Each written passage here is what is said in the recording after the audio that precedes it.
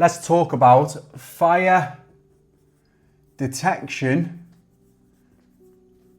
and safety, because it just might save your life.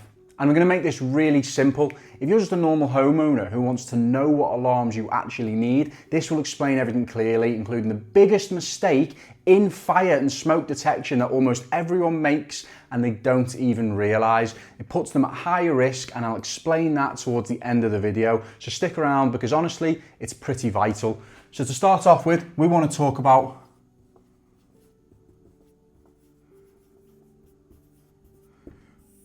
why it matters. Most people think that a single smoke alarm on, say, the hallway ceiling is enough coverage for their home, but the reality is most fire-related deaths are caused by smoke inhalation while people are asleep. You don't wake up, you don't smell it, you just breathe it in, and before you realise anything's wrong, it's already too late.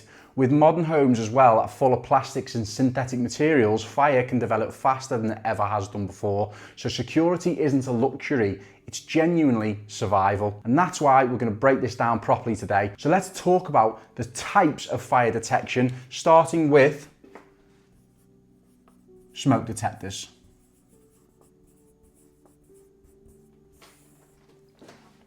Smoke alarms, well, they detect smoke, as you have probably guessed, either from smouldering small fire or a fast flaming fire. There are a couple of different technologies. They're called optical and ionisation, but honestly, it doesn't really matter for most people. Just know that the modern standard for smoke alarms is optical smoke sensors. They come in different versions. You have, say, just battery only, where it's just one on its own, doesn't speak to others. You have mains powered with battery backup, or wireless systems that are interlinked wirelessly. Most of them have a lifespan, usually of about 7 to 10 years, and they should be replaced entirely after that, not just the backup battery. So the next one we want to talk about are heat sensors, often overlooked by most people. They often don't know what they are. Heat detectors, well, they don't detect smoke at all. They detect high temperatures. They're perfect for kitchens or rooms where normal cooking fumes or steam would constantly set off smoke alarms.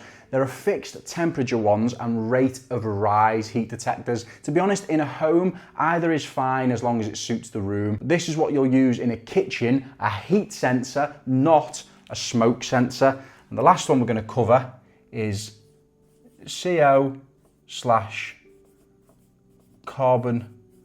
monoxide detectors. CO, carbon monoxide, it's the same thing, right? Carbon monoxide is a totally different danger. It's invisible, it's odorless, and it kills quietly. It comes from things like boilers, wood burners, gas fires, anything burning fuel. A CO detector doesn't pick up smoke or fire, it only picks up carbon monoxide gas. So let's talk about an incredibly important part of this whole process, which is placement. So I'm just going to clear some space on the board, make a nice little table.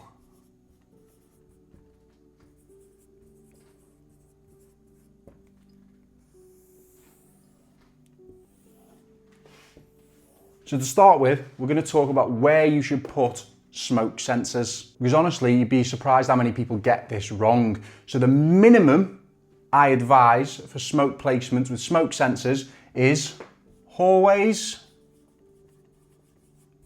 landings, and bedrooms.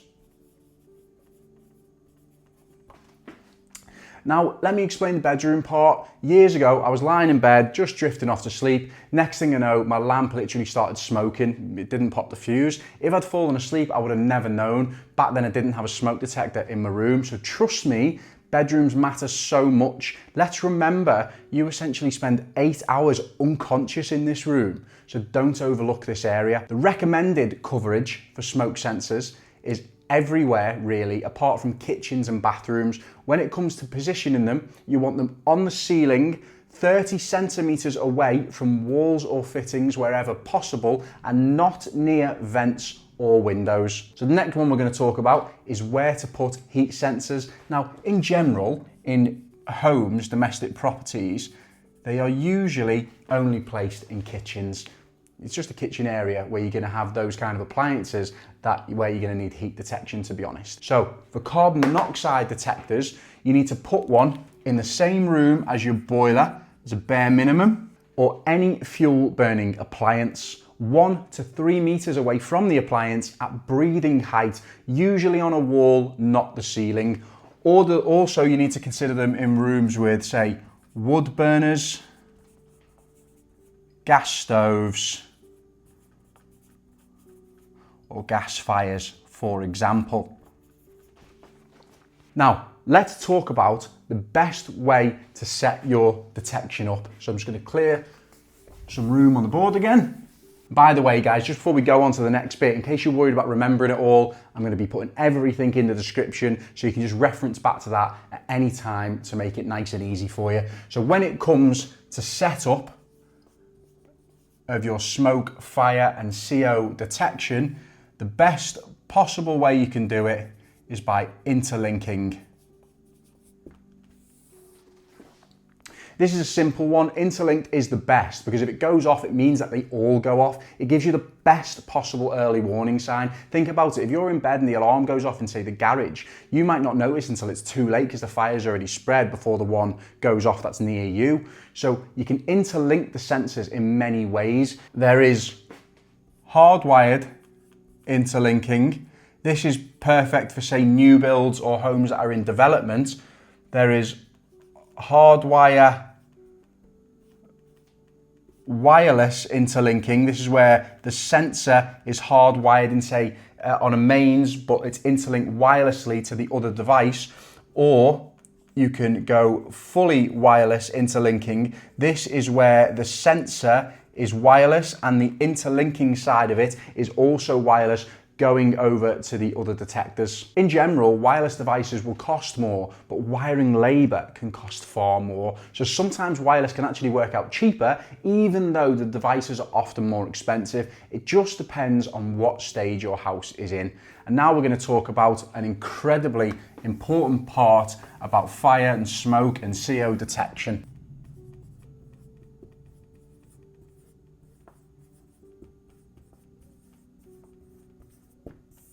Honestly, this part is incredibly important and often it's overlooked. This is the part that I mentioned at the start of the video and it's vital, and most people don't follow these steps, leaving themselves at risk unknowingly. So something that we all know is you should press the button, on the sensors to make sure it's giving you that audible alert at least once a month. But here's something people don't realize. The test button on the sensors themselves, that only checks the circuit, not the actual sensing. If you want a proper real world test, you can buy a smoke mimic canister online. A little spray of that will tell you if the detector can actually sense smoke and if it's working properly. You need to vacuum them at least once a year so you don't get dust build up, and you need to replace the batteries when needed and replace the entire device after its lifespan. When it comes to legalities on this stuff, all I'd say really is ignore the legal minimums. They're low. You need to go with what's safe, not just what is barely legal. So that is your full guide to smoke, heat and carbon monoxide detection,